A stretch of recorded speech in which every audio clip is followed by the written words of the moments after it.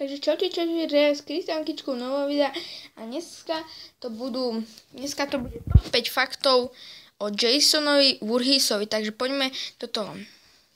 Jason Voorhees sa utopil ako malý v kryštálovom jazere, keď mal deň piatok 13., keď oslavoval svoje 12. narodeniny. Druhý fakt.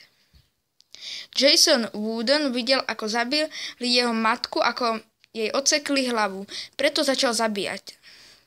Tretí fakt. Jason Wooden necháva obete, aby si mysleli, že ho môžu zabiť, ale pritom on ich zabije brutálnym spôsobom.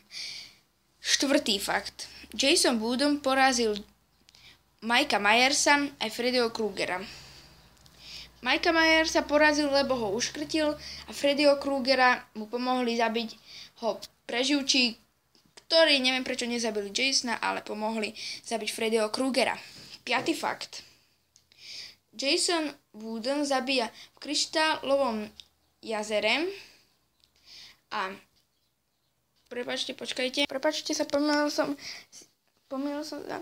A ak by ste chceli ako zastaviť Jasona, musíte zobrať sveter jeho matky a potom ho sa prezliesť, zvlieknúť mu masku a dať mu mačetou do hlavy. Takže toto bolo všetko z týchto faktov. Ak sa vám ľúbilo, nezapomínajte like, odber a vidíme sa v ďalšom videu. Čaute!